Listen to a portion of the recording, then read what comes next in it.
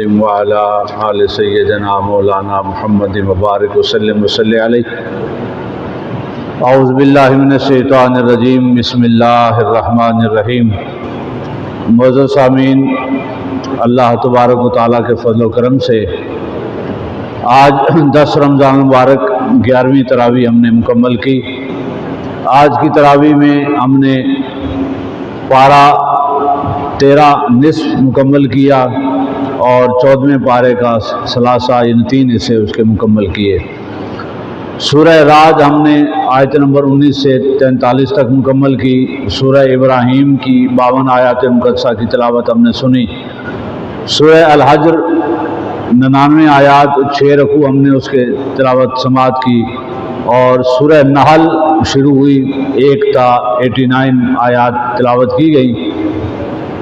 آج تلاوت کردہ آیات مقدسہ میں جو چند ایک اہم مضامین ہیں، ان میں سورہ رعد کے آخری حصہ جو ہم نے تلاوت سماعت کی، اس میں اللہ تبارک و تعالیٰ نے منکرین قرآن اور رسالت کو مخاطب کرتے ہوئے کہا کہ اگر میں ایسا قرآن اتار دوں جس کے ساتھ پہاڑ چلا دیے جائیں، زمین پھٹ جائے اور مردے زندہ ہو کر کلام کرنے لگ جائیں، تو اے حبیب یہ پھر بھی ایمان لانے والے نہیں ہیں۔ بل اللہ الامر جمیعا، اللہ تبارک و تعالیٰ ہی انہیں بالآخر جمع کرے گا قیامت والے دن۔ تو الغرض منکرین کا اقرار نہ کرنا، کلمہ نہ پڑھنا، اس کا تذکرہ تفصیل کے ساتھ سورہ رعد کی آخری آیات میں ہوا۔ سورہ ابراہیم میں اللہ تبارک و تعالیٰ نے پھر انبیاء علیہ السلام کے ذکر کا آغاز کیا۔ سیدنا موسیٰ علیہ السلام کا، سیدنا نوح علیہ السلام کا، ہود علیہ السلام کا تذکرہ کیا، اور مختصر تذکرہ کر کے فرمایا کہ انہوں نے اپنی قوموں کو دعوت دی، ان کی قوموں نے ان کا مذاق اڑایا۔ انبیاء نے ہر طریقے اور حکمت سے دعوت دی اپنی قوم کو، لیکن لوگوں نے انہیں تکلیفیں دی۔ پھر انبیاء نے اللہ کی بارگاہ میں ہاتھ اٹھائے، مدد مانگی، تو اللہ نے ان قوموں کو نیست و نابود کر دیا۔ پھر اگلے رکوع میں اللہ تبارک و تعالیٰ نے پاکیزہ بات یا کلمے کی مثال دیتے ہوئے ارشاد فرمایا، کلمۃ طیبۃ کشجرۃ طیبۃ اصلها ثابت وفرعها فی السماء، کہ نیک اور پاکیزہ کلام تو ایسا ہوتا ہے جیسے ایک خوبصورت درخت ہے، پاکیزہ درخت جس کی جڑیں زمین میں مضبوط ہیں اور شاخیں آسمانوں تک پھیلی ہوئی ہیں۔ اسی طرح برا کلمہ اس کی مثال ایسے درخت کی ہے جس کی جڑیں زمین سے اکھڑ چکی ہوں اور اسے زمین پر کوئی قرار نہ ہو۔ پھر سیدنا ابراہیم علیہ السلام کا ذکر کیا کہ ابراہیم علیہ السلام نے اپنے خاندان سیدنا اسماعیل علیہ السلام سے شہر مکہ آباد کیا، اور پھر آپ نے اہل مکہ کے لیے، آنے والی اس قوم کے لیے جو مکہ میں آباد ہوگی، اس کے لیے دعائیں کی۔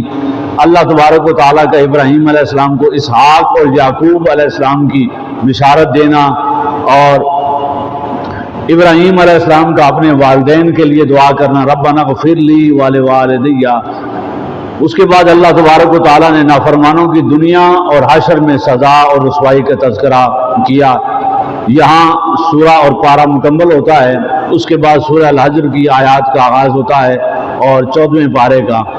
اس میں اللہ تبارک و تعالیٰ نے پھر انہی چیزوں کا تذکرہ کیا کہ دنیا میں انبیاء کو جھٹلانے والوں کا حشر دنیا میں کیا ہوگا، اور آخرت میں جب ان کا حشر ہوگا، اور یہ مومنوں پر اللہ کا انعام دیکھیں گے تو کہیں گے کاش ہم نے اس وقت کلمہ پڑھ لیا ہوتا۔ پھر اللہ تبارک و تعالیٰ نے طویل 2 رکوع میں انسان کو مٹی سے پیدا کیے جانے، اس میں اپنی روح پھونکنے، ملائکہ کے اس کو سجدہ کرنے، شیطان کا سجدہ نہ کرنے، پھر اللہ کا اس سے سوال کرنے کہ تم نے سجدہ کیوں نہیں کیا۔ اس نے کہا کہ مجھے آگ سے بنایا ہے اور اسے مٹی سے بنایا ہے۔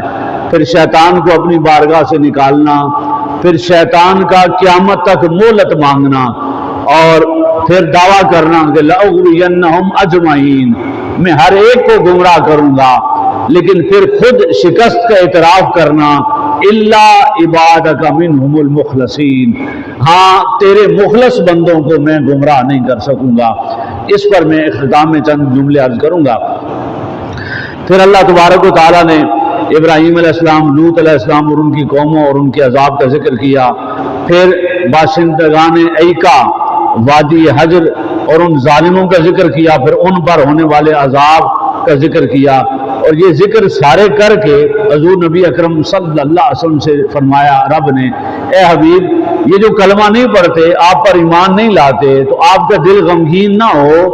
ये अल्लाह के हाथ में है कि वो किसको हिदायत अता करता है। रब चाहता तो सबको हिदायत अता फरमा देता। फिर सूरह नहल का आगाज होता है और उसमें अल्लाह तबारक व तआला ने 2-3 रुकू में तफसील के साथ अपनी कुदरत की निशानियां बयान फरमाई। ज़मीन व आसमान की तख्लीक, पहाड़ों की तख्लीक, ये सारी नेमतों का जिक्र करके कहा, इन तउद्दू निअमतल्लाहि ला तुहसूहा, कि मैंने जो तुम्हें नेमतें अता की हैं, अगर तुम सारे मिलकर उन नेमतों को गिनना चाहो तो शुमार नहीं कर सकते। लेकिन क्या वजह है कि तुम इसके बावजूद कलमा नहीं पढ़ते, इसके बावजूद अपने रब को नहीं पहचानते। फिर अल्लाह तबारक व तआला ने शहद की मक्खी का जिक्र फरमाया कि जिसे अल्लाह तबारक व तआला ने रहनुमाई की कि उसने छत्ते कहाँ बनाने हैं, उसने शहद कैसे इकट्ठा करना है।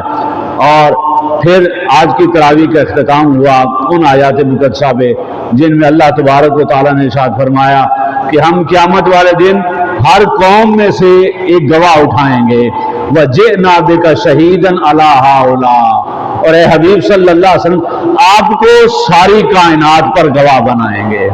तो इन आयात मुकद्दसा पर आज की तरावी मुकम्मल। मोअज़्ज़ज़ नाज़रीन, आप देख रहे हैं चैनल डिलाइट 92। सब्सक्राइब कीजिए और बेल आइकन को प्रेस कीजिए ताकि हर नई आने वाली वीडियो आपको बर वक्त मौसूल हो सके।